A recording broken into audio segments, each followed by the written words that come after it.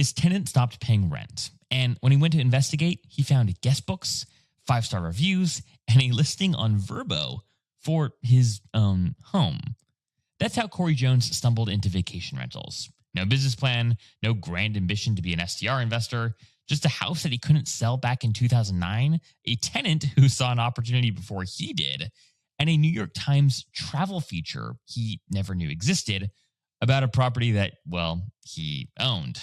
That accidental beginning became Lucky Savannah, now one of the largest vacation rental management companies in one of the South's most beloved destinations, with over 400 properties across the city.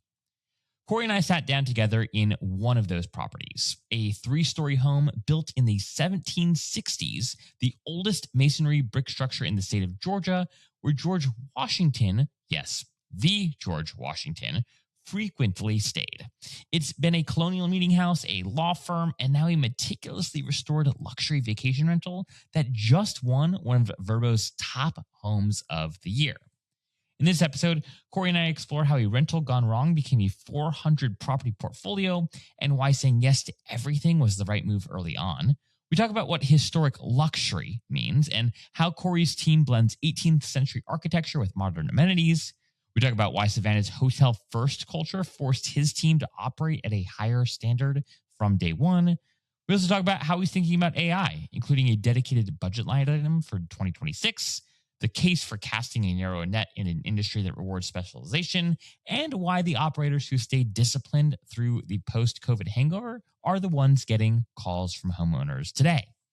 15 years in, Corey hasn't expanded into new markets or chased the hotel trend, something many others are doing in this moment. He's betting that going deeper, not broader, is how you win in the long run. A special thanks to my friends at Expedia and the Vrbo team for inviting me down to Savannah to capture Corey's story in person. Not something I get to do often, but always so enjoyable when I do. All right, friends, without further ado, get ready to meet Corey Jones.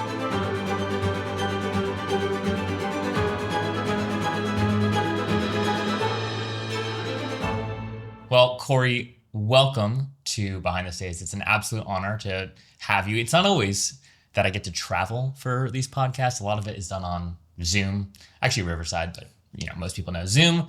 So it's a treat to do this in person with you, man. So thank you for having me. Thanks to the Expedia Vrbo teams for making all of this happen. But I want to start with a question that I like to ask most people that come on the pod, which is just, a question to help listeners get to know you a little bit and a little bit of your personality, how you think. So here it goes, okay? If I were to crash a happy hour with you and your closest friends, family members, and if I were to say, hey guys, after everyone's had a drink or so, tell me about Corey, or tell me a story about Corey. Right. Is there a story that they might immediately jump to tell me? Gosh, that's a intimidating first question. Yeah, I mean, it depends on the group of friends and in what period of my life that they chose to pull a story from, for sure. Some of them might say they need more than a happy hour. They may need a couple, but if they're hanging out with me currently, they say, you mean, the guy that does the Irish goodbye, and, it better be an early happy hour because he's in bed by 9. If it's someone from 20 years ago, they say, who's Corey? They'd probably refer to me and tell you a story with my personal nickname in it. But you don't get that on the first podcast. I was gonna say, what is it? Invite me back as another guest and maybe you get that. But yeah, there's probably some stories out there for sure. So, did you grow up in the area, Savannah, or? Yeah, I'd call it my formative years. I moved down when I was 13.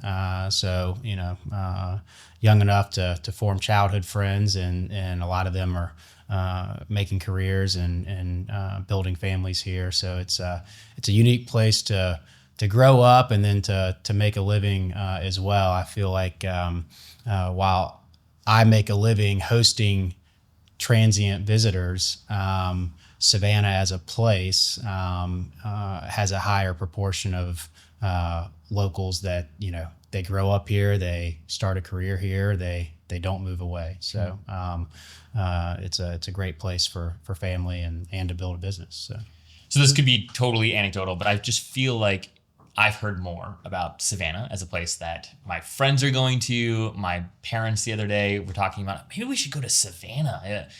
Has tourism been increasing over the last several years? Talk to us about what it's felt like on the ground with respect to Yeah, I think the so. demand. Yeah, absolutely. It's increasing and it continues to increase. And I think the best days are still ahead of us. But anecdotal evidence is still valid, especially when it's consistent. And I could quote you the metrics of visitation annually and overnight visitors. But what we share anecdotally locally are the stories you hear when you travel, right? We like to say 20 years ago, you'd be on a plane and you're talking with your seatmate and they say, where are you from? And you say, Savannah. The response was, oh, where's that? 15 years ago, same interaction. Oh yeah, I've heard of that. 10 years ago, it's okay. Yeah. I've been there. And now it's, yeah, I've been there several times and I'm planning to go back. So the evolution of Savannah in terms of the popularity, you can track it to certain events and that type of thing, but it's definitely increased over time and continues to do so. I want to hear a little bit about your story and how you got into vacation rentals. I was doing a little bit of digging, as I often do before these conversations, and stumbled upon the story that you accidentally fell into this space. You had a rental, you saw a story, I believe, in like the New York Times. You recognized the photo in that story as a room in a home that you owned. Right. Just fill in the gaps here. How did you get into the space? How did the New York Times piece come to be? So what is that story? Yeah, so those are all elements of the same story, and it somewhat ties into the name of our company in terms of being called Lucky Savannah. We like to think luck is where preparation meets opportunity, and you'd rather be lucky than good sometimes. And so yeah, I mean, my wife and I's first home, we had outgrown it, and this was 08, 09. Wasn't the best time to sell, so we rented it as an annual lease rental. That's all we knew. Didn't know of anything else. But a couple years later, it turns out our tenant knew of an alternative model. She stopped paying rent once we got in and investigated. The furniture was left behind, as well as some guest books, and guests were having an amazing time in the home, and did a little bit more digging and saw a listing on Vrbo, and saw a mention in that listing of it being highlighted on I think it was a New York Times travel blogger, the Frugal Traveler. And so, yeah, we had a decision to make. We could pay and use the expense and effort to remove all the furniture and find another long-term tenant, or see what she was up to. And so we chose option B, and that was, probably almost 15 years ago, and here we are today. So did you have a conversation with her? Did you call her up, like, what is this business? Like, what are you doing? Like, did you guys? Yeah, I mean, you could call it a conversation. I mean, it was by email, and okay. I think she realized that she then found our listings when we decided to do the same thing. And I think there was an email where, she said, well, hey, yeah, I would, here's what I think you should pay me for the furniture I left behind. And we had to kind of remind her, well, here's what you owed in rent. So it was, you can call it a conversation, but it was a short one. So I was gonna say, that's the kind of person you want to hire, right? She saw an opportunity before you guys did, right? She made it happen on her own. I thought you were going to say, now she's our chief operating officer. That would be an epic story. She was our inspiration. We'll say that. Yeah. So. Wow. Okay. So that happens. You guys keep renting out your property as a Vrbo. At what point in time do you realize we gotta grow this thing? There's momentum here. It's there's a lot of people that have a one-off listing, right? There's a lot of people that have realized that you can make decent money in the short-term rental space. It's totally different ball game to decide, hey, I'm going to build a vacation rental management company. Fill in, I guess, some of the key milestones between the moment where you took over your Vrbo to now scaling to over 400 properties across Savannah. Yeah, that was definitely never the goal. And we didn't say day one, hey, this is our goal and we're going to work towards this by any means. So it was just our home for the first year or so, and it was enjoyable. I mean, being able to host people for oftentimes their first time in Savannah, and have a small hand in their experience and their positive experience and their perception of Savannah was amazing. But it was me. I was the one, managing the bookings, managing the listing, helping with the housekeeping and maintenance problems. And so we did that for a while, and we had some friends and family that had traditional annual lease rentals downtown, and those are always still great, but this was a new opportunity. They said, "Hey, we'd like to maybe look at converting that and seeing what you're up to." So we grew it to about 12 properties fairly quickly once word got out, and at that point, kind of hired our first part-time employee, formally put a name to the company, and just kind of continued to grow from there. Did you set out with any, well, today, right? You're seeing these branded collections of vacation rentals pop up. It's very trendy right now to build a brand. Lucky Savannah, right, was a name that you guys decided to call your rentals. Was there anything consistent about the properties? Was this an era where you were just kind of saying yes to anyone who wanted to experiment with short-term rentals? Right. And I guess help us understand now, there's this tension that a lot of listeners I know face, which is, I want to grow the business, right? I don't want to scale for the sake of scaling, but it seems like scaling is oftentimes the best and maybe easiest way to grow the business. How did you weigh the kind of pros and cons? Or maybe a better question really here is, how did you discern like your growth rate? Was it purely organic, or was there any methodology to it or system that you implemented that worked for you? Yeah, I mean, that's probably a multi-tiered question, but it's a great question. So, for us, we were lucky. I mean, look, again, it goes back to preparation, meeting opportunity, and be willing to kind of to dive in. There's a lot of variables that have allowed us to get to where we are that we had no control in. I mean, it was just timing, and we're in a great market, and the confluence of those things with some basic service consistency all tied together, right? But to answer your question, we didn't have some master plan. I didn't have a business plan, and no, I did not have the foresight to say we're only taking these higher end properties or these higher end homes or the best homes. Quite frankly, 15 years ago, the vacation rental industry didn't have those. Yeah. They didn't have the guest profiles that were going to pay top dollar to. There was no luxury home rental here. That only happened more so after COVID opened up that inventory. But we absolutely, you want to let us rent your home? Absolutely, we'll sign you up. And that allowed us to quickly get that operational experience, start to develop those processes and standard operating processes, and get that service level consistently. And then it started to grow organically from there. But back then the inventory was varied enough. There was no professional,ism really around the industry, so you had to take what you could get. And in a lot of ways, the growth was a little bit easier back then, right? It wasn't as competitive or as crowded.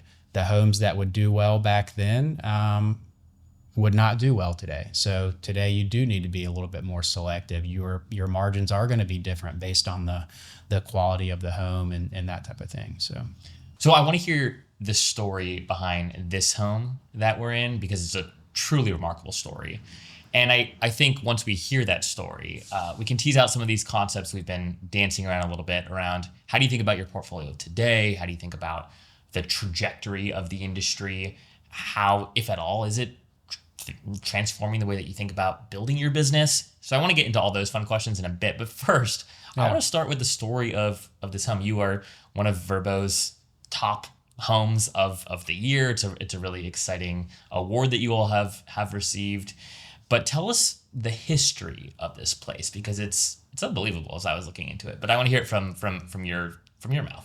Yeah, I mean it's an amazing home. It's so unique. It's a bit one of a kind, and we can't take credit for anything about this home. That's 100% on the homeowner, and we're fortunate to be able to partner with them on their vision for it. But it is an amazing home. But it wasn't always a home. It's only been a home. It was a home over 100 years ago for a period of time, and then it was a lot of other things in between, and now it's a home again, right? So it started as a 2-story structure, and now it's 3, but it started in the mid 1700s, 1760 or so. It's the oldest masonry brick structure in Georgia, which is it's hard to really understand that, quite frankly. But so it began as a meeting space, community space for the colony at that point, and it continued in that path through colonial revolutionary times. And there's a plaque on the outside of the building stating that George Washington stayed here during his visit. So the amount of history that it has, and then it has had to adapt to different uses as the surroundings and as the times have changed. It's been in the same family for a long time, but prior to this restoration, it was a law firm, and the family that owns the home had the thoughtfulness and deliberateness and the gumption, quite frankly, to readapt it, completely renovate it, take it down to the studs, and turn it into this amazing home that it is today, which you can do, but to do it in such a thoughtful and deliberate way is truly unique. I mean, it takes considerable care to achieve that. The maintaining as much as they could of the historic nature and the historic elements, but putting those common elements in place, those common luxuries, is not easy to do. So. Yeah. I couldn't help but feel like as you're walking around, the place has soul, right? And I think a lot of that comes through some of the design decisions and choices that the owners made, of which I have many questions. I'm not sure if you can answer those questions or not, but it's truly, it feels truly distinct. And the fact that the first president of the United States walked through these rooms is quite remarkable.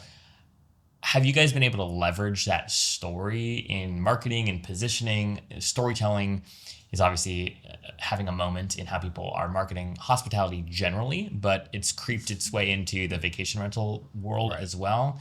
How do you, as an owner, an operator of a 400 plus portfolio of homes, how do you think about storytelling as a vehicle through which to attract guests? Is it more of an owner acquisition strategy?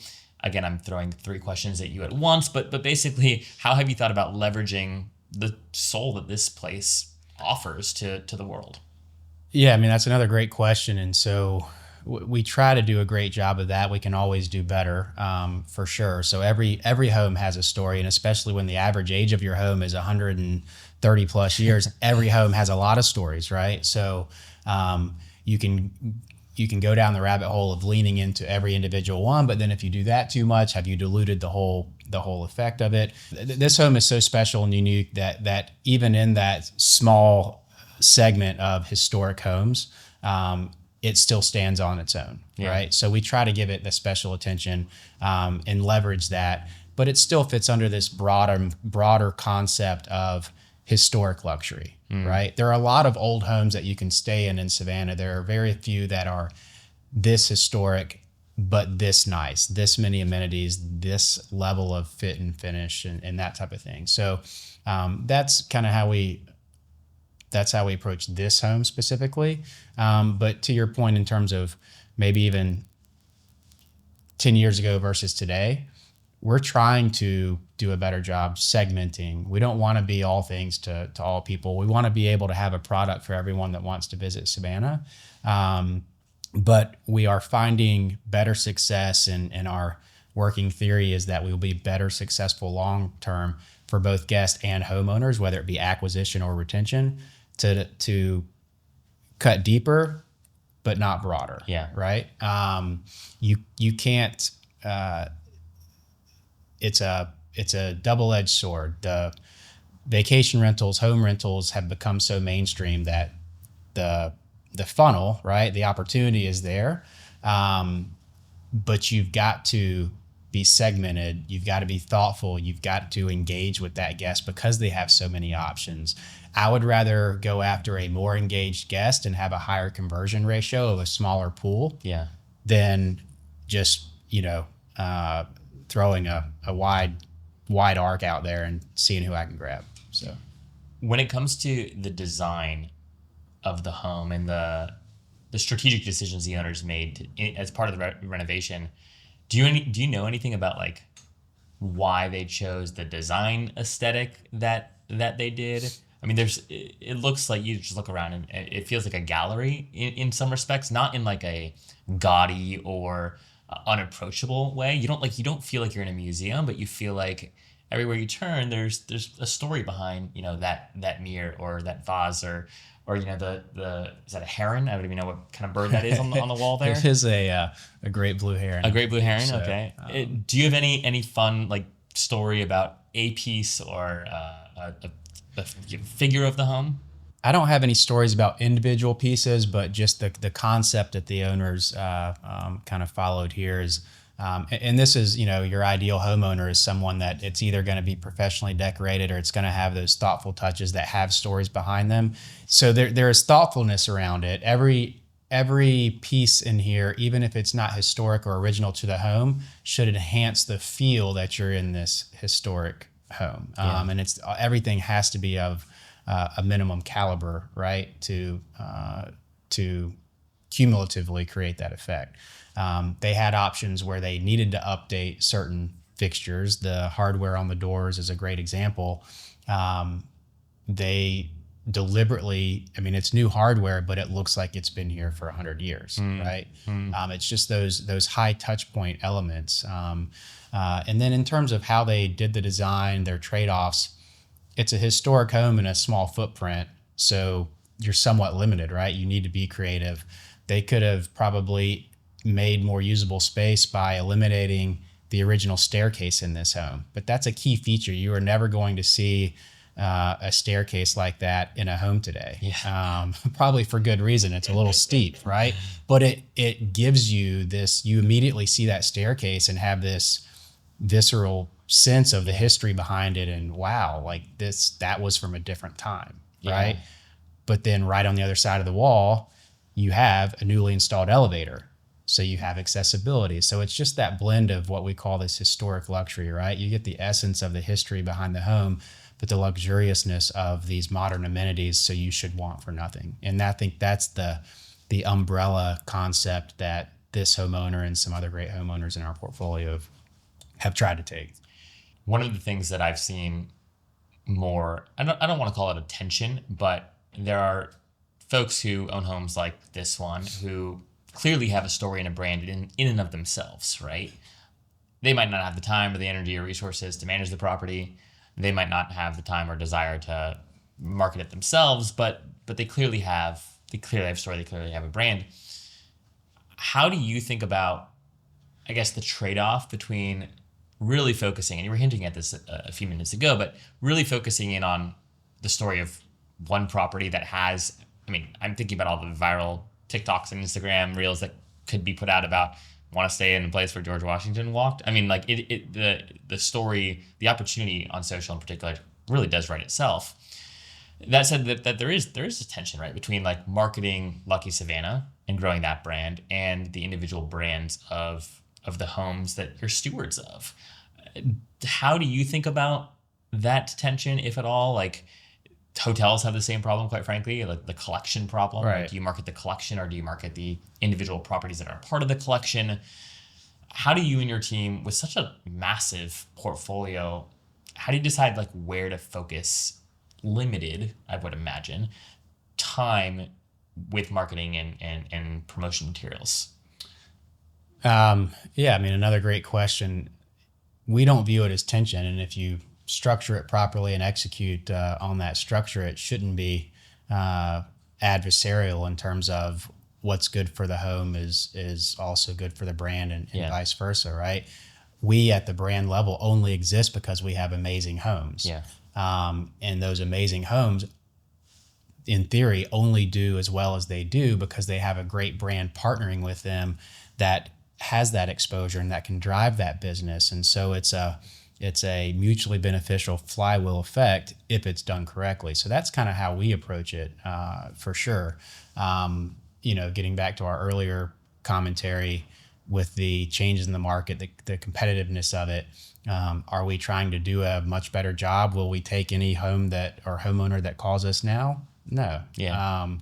Every home that we add needs to fundamentally raise the bar or be above the minimum standard that we have in the portfolio. That's how you improve over time.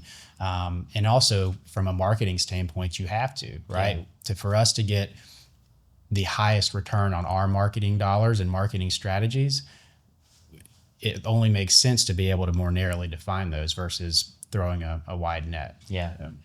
How do you think about the portfolio opportunity? I think a lot about how, you look at, again, hotels, the major flags, the Marriotts, the Hiltons of the world. I think Marriott has 35 plus brands that are a part of their collection. Hilton's just launched its 26th or 27th brand, right? The hotels have done this much more aggressively for obvious reasons than the vacation rental industry has. But I think about a portfolio like yours, right, with 400 homes. And I would imagine that you were actually talking about this earlier, right? You've got everything from a 400 square foot apartment to a home like this one, right? And I would also assume that the guest profile is quite different. The person that's looking to book this place is probably different than the person looking to book the 400 square foot apartment. Have you entertained any ideas around a portfolio branded approach so that there's mansions by Lucky Savannah versus apartments by Lucky Savannah? Have you and the team thought about that at all? We have not really gone down the route to formally categorize or bucket those silos to that degree. Yeah. We're trying to get better at our segmentation for sure in terms of the content, how we reach those different buckets of potential guests for sure. But not to that level. I think the closest that we have come, and it's an initiative for us now,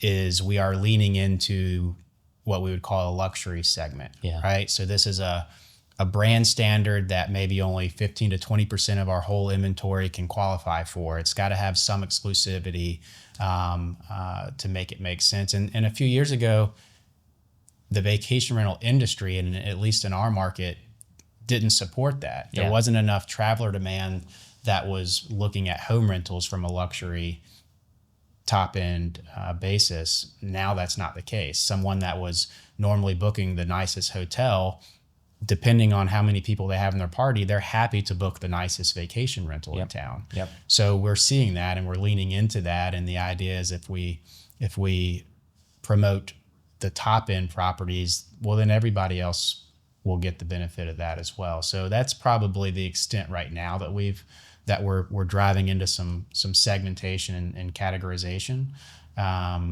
just because I feel like you need to be competitive. So during COVID, we saw this boom, and we also saw with this boom lots of new operators come into the space. A lot of people came in. Some folks were calling them the arbitrage bros, right? You had the arbitrage bros, you had the unique stay guys and gals, right? People that were building these one-of-one Instagram-worthy, Instagram-famous sort of experiences, the glass A-frames, the treehouse resorts, etc. A lot of those projects, businesses, right, have fizzled. Some have done remarkably well. How, over the last few years since COVID, how have you seen, if at all, sort of changes in occupancy, in your ADRs, right? What's something that a meaningful change that has happened in your business over the last few years? I can probably give you a few examples. I mean, post-COVID, look, everybody once the recovery was fully underway, everybody came out ahead, and we haven't retrenched back to pre-COVID. Yeah. So everybody had tailwinds for several years. Savannah actually, as a market, probably had longer tailwinds and stronger tailwinds than most. We were a drive-to destination. We opened up early. We were welcoming, and so we got the benefit of that. To your point, There was a lot of new inventory that came on, new homeowners to the market. The average level of properties has increased dramatically. And that was great for a few years. The last year and a half, though, have been a little bit different, right? So those tailwinds have turned much more variable, right? Some of that's macro, which we have no control over in terms of price elasticity, sensitivity, economic factors, et cetera. So that variability, though, if you're a strong operator, that's opportunity. Yeah. Right. So, we don't lose many, but we've lost a few homeowners that, we'd love to keep them. But some people always think the grass is greener on the other side. Right. What we're seeing this year is homeowners that made a choice and made a switch 2 and 3 years ago, we're getting calls back. Right. So that kind of, to your point earlier, I can't chart the data, but anecdotally that tells us, okay, hey, our theory is correct, right? Yeah. Put our head down, stay focused, do the work, and it'll come back. The market, our market, the industry, it's going to have these ups and downs, right? We just want this line. Yeah. So maybe this is different in Savannah, but I've been having conversations with folks in popular destination markets who were doing vacation rentals long before the world knew what a Vrbo or an Airbnb was, right? They're, in many cases, still doing it the same way. You go to some of, let's use the Outer Banks, right, as an example. I mean, I'm in DC. A lot of people from DC metro area go to the Outer Banks for vacation, right? You show up at these beautiful, some of these homes are $10, $20 million homes, right? And you are lucky if you get like towels and a soap and like a bar of soap in some of them, right? So you see these like popular destination markets where the hospitality, right, that I think really sort of exploded during the pandemic and after the pandemic hasn't quite like caught up in these destinations yet. I'm curious from your perspective as an operator who's been operating long before vacation rentals were trendy, whether you think, or maybe whether you see yourself as more in the property management business or the hospitality business, and how do you, weigh, if there is a tension there, how do you weigh that tension? That's a multi-level question. I'm known for those. No, okay, I appreciate it. It's efficient. Yeah, I mean, property management business versus, what else we'd call it. I mean, look, we're in a people management business. We have guests, we have homeowners. Both are equally important. Yeah. We do have properties. Those are static. A lot of ways, that's the easy part, right? And then we're a process business, right? Those processes have to happen. They have to be executed. You talk about trends. The hardest thing to do is to say no to certain things. Yeah. Trends, there's a pile of great trends on the floor because of lack of execution, right? Yeah. So again, you pick the ones that have traction and that work, but you can't do all of them. And so that's kind of what we've done is focus on that stuff, and it's allowed us to grow over time for sure. So, have you noticed a shift in just guest expectation coming out of the pandemic? There was, and it's starting to there definitely was a material shift, right? And it took everybody by surprise, and now it's set the new minimum, not in a bad way, right? Again, for those operators, those hosts, those property managers that can execute consistently, those obstacles are opportunities because the next person can't, right? Now, Savannah's a little bit different. We are a hotel town. There are still more hotel rooms for lodging than vacation rentals in downtown Savannah, and there always will be. So when we started out 15 years ago, most people hadn't stayed in a vacation rental. They'd only stayed in hotels. So to get them comfortable and staying on our product, we had to be oriented more towards vacation rentals. So, we built this business in a hotel town, which is probably a little bit in contrast to an Outer Banks or a ski town or something like that, where vacation rentals have always been the predominant product choice. So we were the outlier, right? We were the little kid, nipping at the heels. But the way to do that was, hey, we're not that dissimilar in terms of the level of service, the level of quality that you're going to get in the linens and the housekeeping and the guest communication. And what's interesting is that now that's come full circle, right? So we inherently modeled ourselves after the level of service that you would expect from a hotel, so they would be able to feel confident in booking our product versus what they always knew. But as we grew from day one, we had to learn to manage a distributed inventory, right? Yeah. I mean, 400 properties, we have 900 or so bedrooms downtown. That's more than most hotels. And we do it in a distributed format. We had to learn how to do that from day one. And so some of those technologies, those processes that we've done all along, only the last 2 or 3 years post-COVID are you seeing hotels come around to that thing. You know, hotels, that's new technology for them, this remote check-in, and you can bypass a front desk and all of this stuff, right? And, you know, that's new technology and new processes for them to be able to communicate with guests on multiple channels, whatever channel is most convenient to a guest. Those are processes we've had in place. So, you know, when you think about it, it's an interesting kind of evolution and a little bit of circling back. So, I want to get into technology in a bit here. I can agree with you more. It's funny. Before I was doing any of this, I actually worked in a marketing agency, and we served higher education institutions.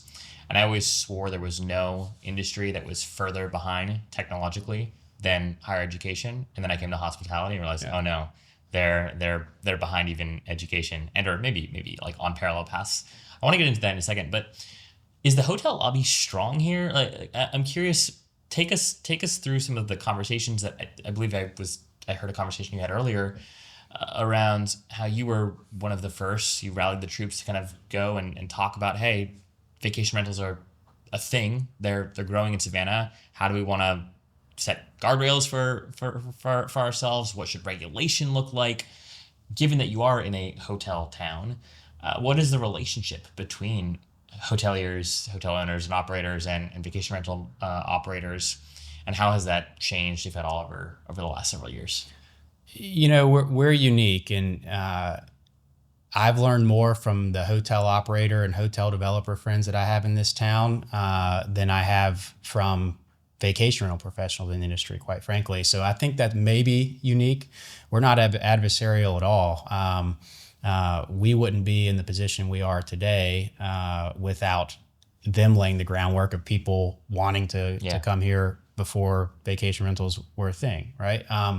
And they probably could have been much more adversarial early.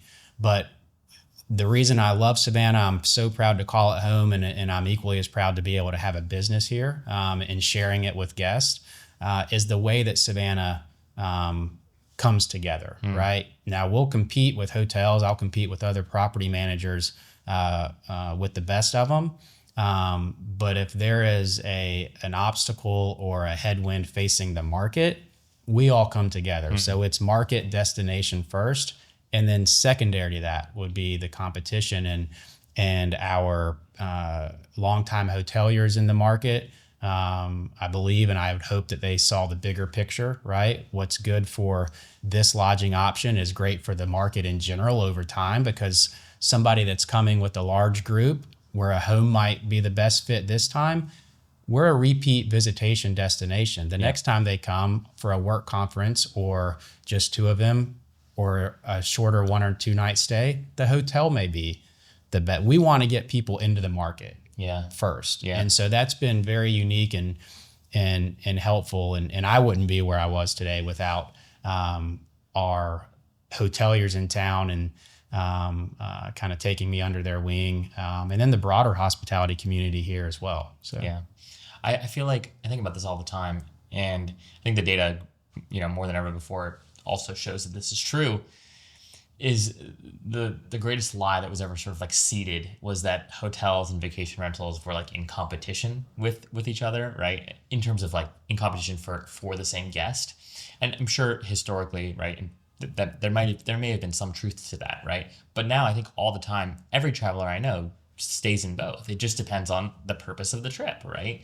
And it's interesting to see, and I'm encouraged to hear about what's happening locally here in Savannah. I've heard this in Austin. I've heard this in a couple other areas more recently of there being stronger connection, collaboration, conversation between vacation rental managers and the hotel industry, which again historically have not always played super nice, especially in markets like New York, for instance. But I do think that that's changing, which is exciting. I want to hear your perspective. The world is changing so rapidly. You can't have a podcast interview today and not talk about AI. It's basically a sin. So we have to talk about this. Hey, at least you're here in person. Yeah, at least I'm here in person, right? But I mean, I am really genuinely intrigued how you think about this moment that we're living in, where search is changing, the way that people think about travel, the way that people plan travel is dramatically changing.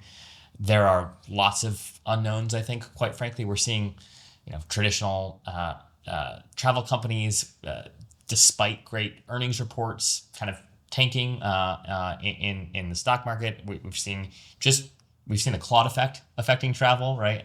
Slowly but surely. From an operator's perspective, somebody who's been in the business for over a decade, who's amassed a large portfolio of homes, who's learned a thing or 10 about hospitality and property management, what, if anything, is different about how you're operating your business today than you were 24 months ago? I'll let you answer that question first rather than piling the second question on right now. But let's start there. What, if anything, has changed since AI has gone, for lack of a better term, mainstream?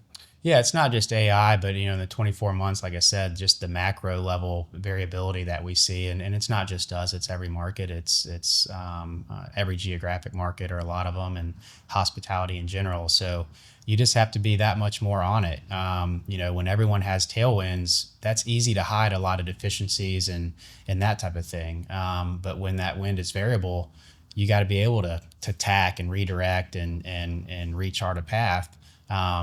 To make those little incremental changes that over time kind of get you into the lead position. So it's just being more fluid. It's being better in communication with the team. It's being less afraid to test and potentially fail, but at least you've tested and verified that it works or it doesn't work. So, in terms of AI, that's a good example. But I spoke earlier about trends being piled up on the floor because of the lack of execution. Well, that doesn't mean you can't explore them or that you shouldn't explore them. You can't be naive or ignorant or unaware to things that potentially may have an impact. So how we approach those with AI specifically as an example is you want to test it out, right? You need to make sure if it adds value or not, but you need to kind of dip your toe in. You don't just want to go full force and be at the end of that plank and not be able to walk backwards, right? Yeah. So it's a lot of incremental small testing. I'll tell you, for AI, obviously operationally, I mean, I'm using it a lot, and it's going beyond just helping me redraft an email.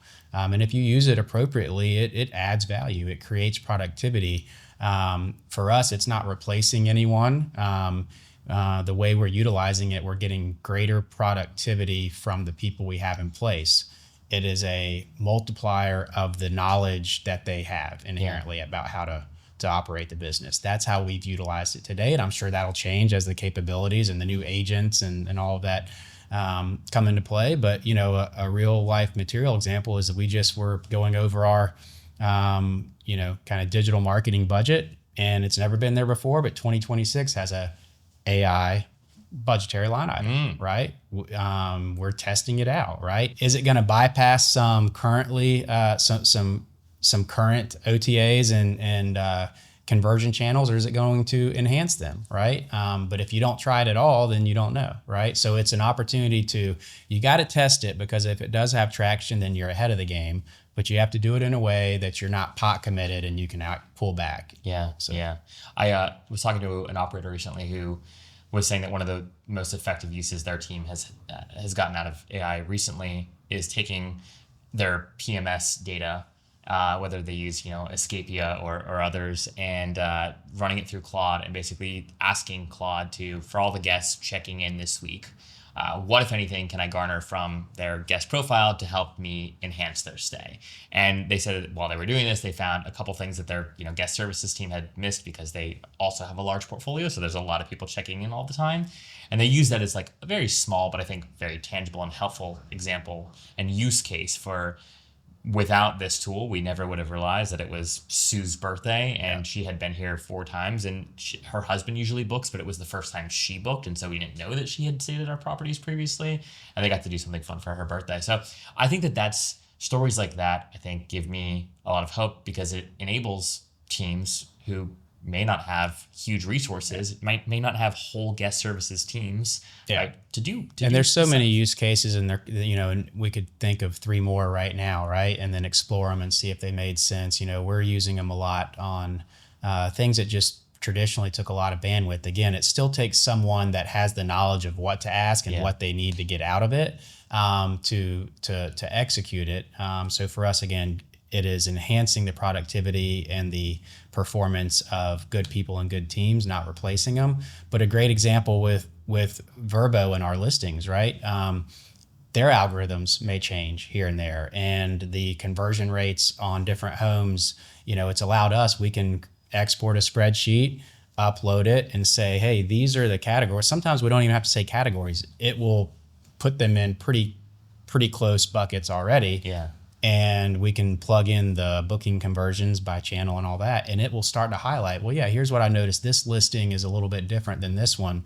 So that helps us. That helps Vrbo, right? Now we've got the tools on our side to incrementally improve the performance of the individual listing level. Yeah.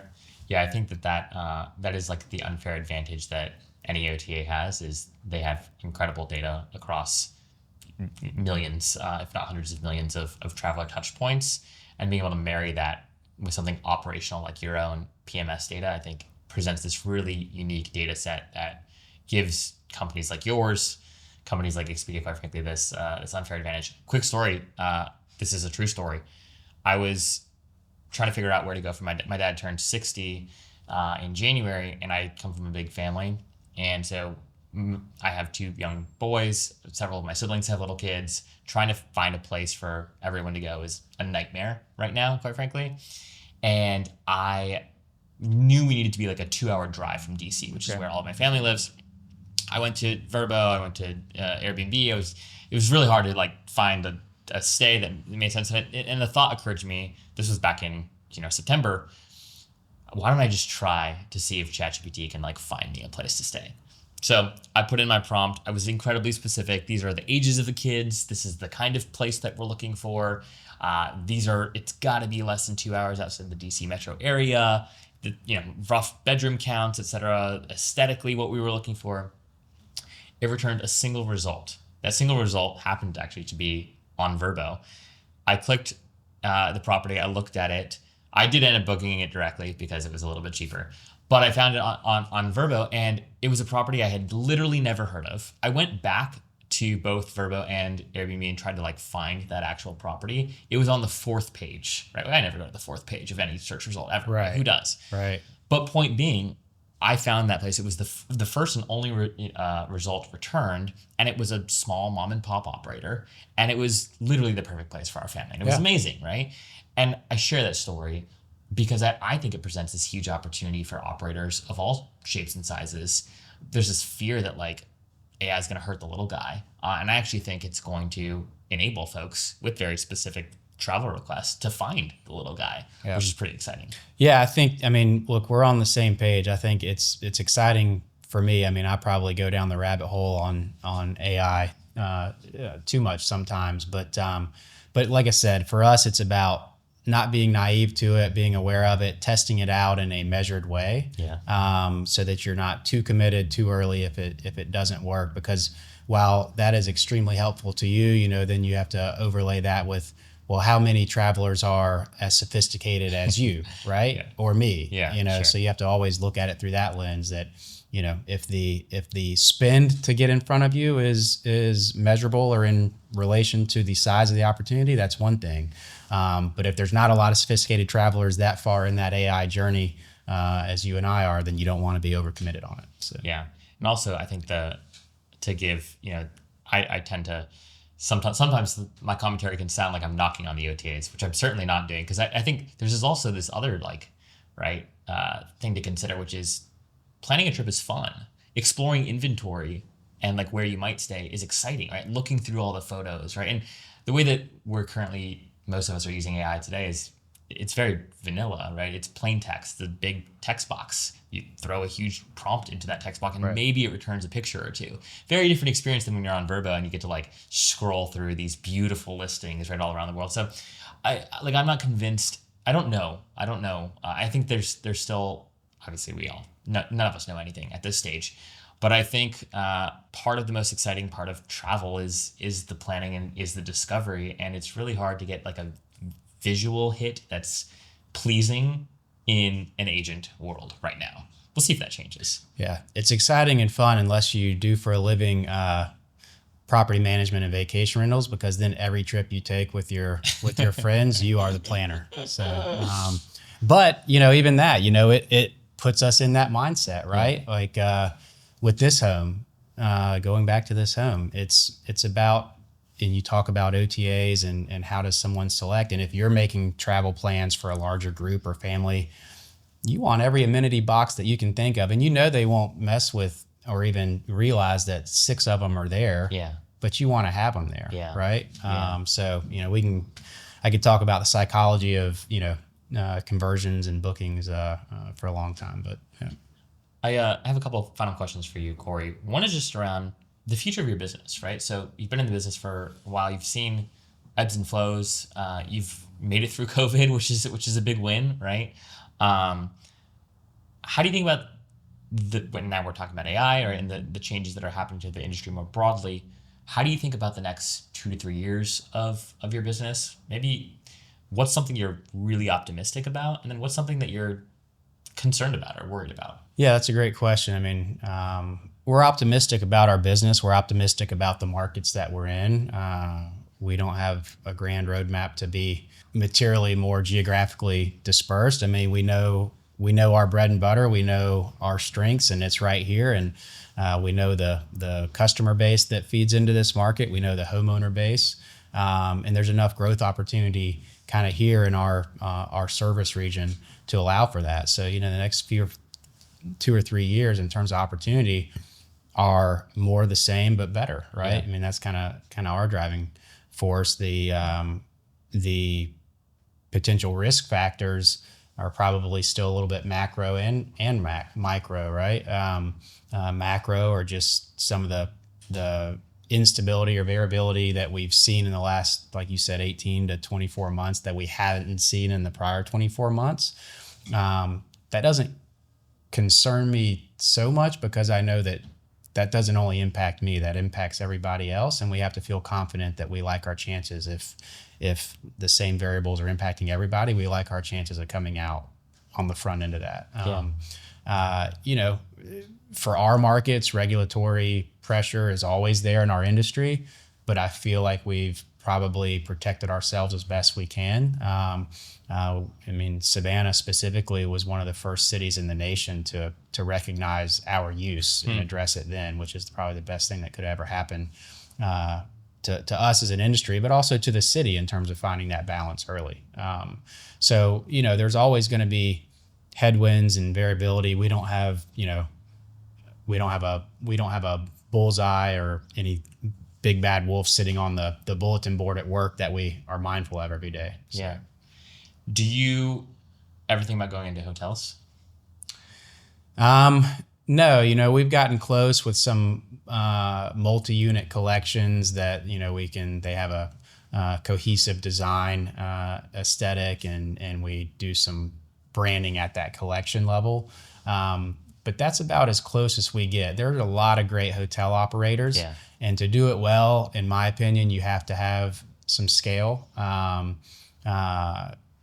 So that's, like I said earlier, saying no is sometimes the hardest thing, but if you can do it consistently, that's maybe sometimes the best thing, knowing what you're good at, and more importantly, knowing what somebody else is much better at. Yeah. and focusing on what you're already good at, I think. So, like what we like to say, our hotels are great.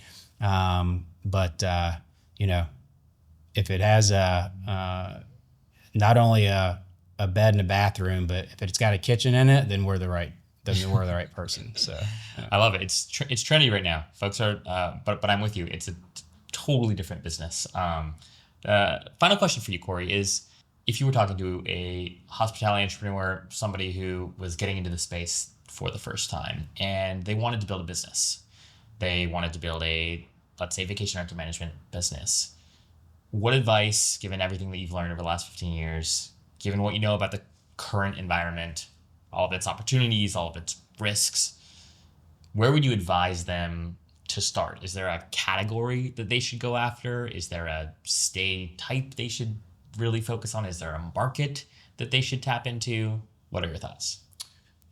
Yeah, I mean, well, one, I don't proactively go out and give advice. I never fashion myself as a mentor. I'm getting older, but I don't fashion myself as the wise old person giving out advice. So I probably tell them, hey, get some other advice too, to make sure it tracks. But I would probably tell them, in my view, with the competitiveness, it may be a slower start, but don't be afraid to cast a narrow net. Specialize a little bit, whether it is, you can specialize in more approachable, value-oriented products. You can specialize in non-core downtown rental homes that are still in the market, that are maybe more value-oriented. That might be a way to get a little bit of scale, and you can have a specialization in that. But I think from what we see, it is much more difficult to execute consistently if you take that shotgun approach right out of the gate. Yeah. So you're forgetting two things, though, that you would tell them, right? You would tell them to use Escapia and exclusively list with Vrbo, right? Yeah. Well, those are kind of foregone conclusions. So they're always just inherently in the back of my head. So I oftentimes forget to mention those. So, well, Corey, congrats on winning one of the Vrbos of the year. This home is incredible. The business that you've built is truly special. It's remarkable. I love the story of how you got into this space, and you clearly have a great team behind you. So keep doing right by them. And beside me, not behind me. Beside you. Beside me. Yeah. And congrats on the success. Best of luck in the future. And thanks for joining us and sharing a bit of your story today. I appreciate it. I'm honored to participate. So thank you.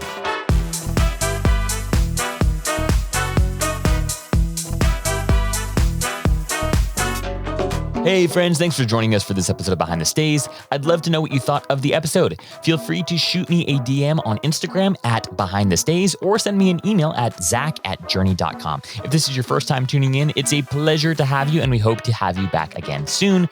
But if you've been a listener for a while, I'd greatly appreciate if you'd subscribe to the show if you aren't already, and then leave us a rating and review of the show wherever you're streaming this podcast. Oh, and if you know a hotelier or a hospitality entrepreneur that's building something new and novel, I invite you to introduce them to me so that my team and I can discuss bringing them on the show.